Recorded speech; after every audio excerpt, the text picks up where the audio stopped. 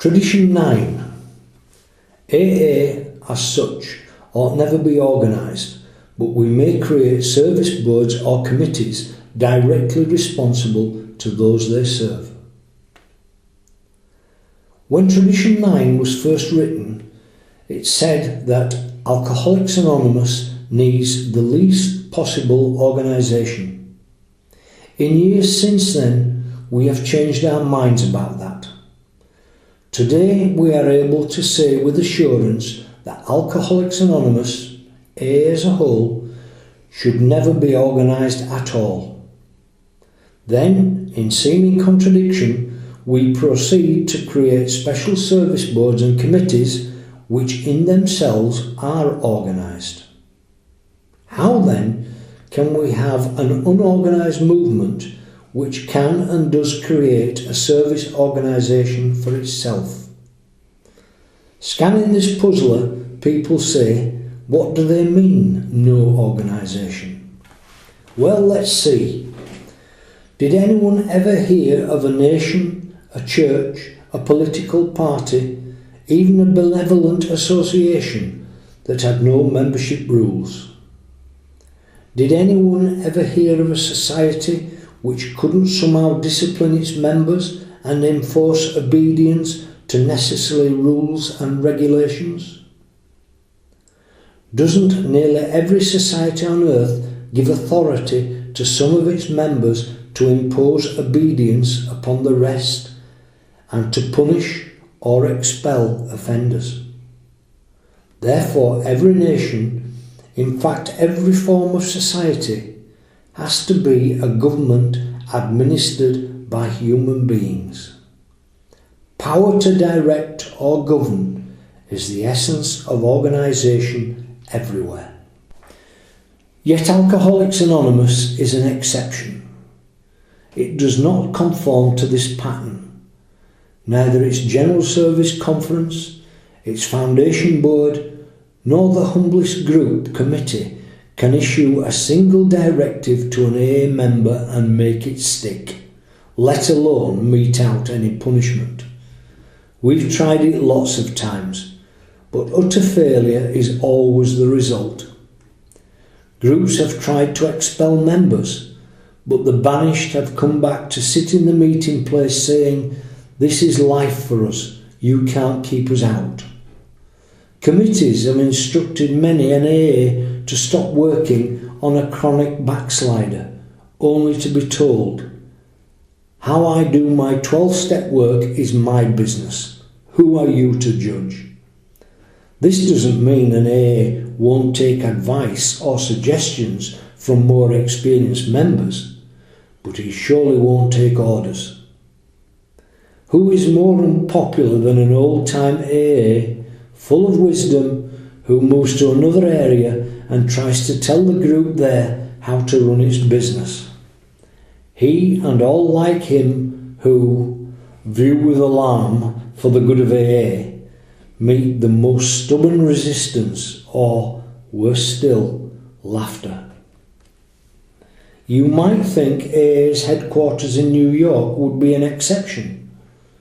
Surely the people there would have to have some authority.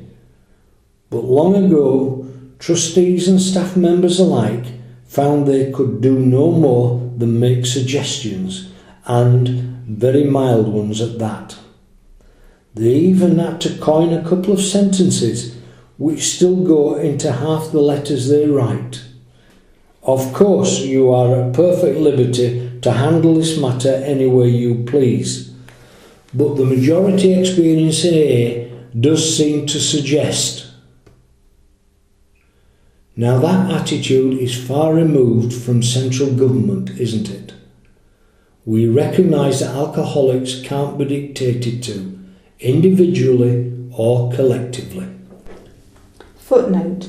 In 1954, the name of the Alcoholic Foundation Incorporated was changed to the General Service Board of Alcoholics Anonymous Incorporated, and the Foundation Office is now the General Service Office. At this juncture, we can hear a churchman exclaim, "They are making disobedience a virtue." He is joined by a psychiatrist who says, defiant brats.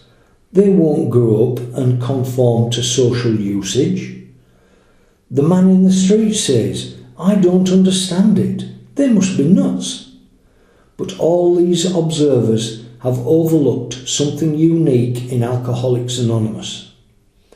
Unless each AA member follows to the best of his ability our suggested 12 steps to recovery, he almost certainly signs his own death warrant. His drunkenness and dissolution are not penalties inflicted by people in authority.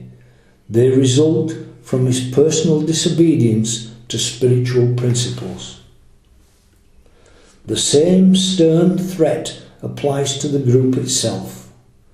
Unless there is approximate conformity to AA's 12 traditions, the group too can deteriorate and die. So we of AA do obey spiritual principles, first because we must, and ultimately because we love the kind of life such obedience brings. Great suffering and great love are AA's disciplinarians. We need no others. It is clear now that we ought never to name boards to govern us, but it is equally clear that we shall always need to authorise workers to serve us.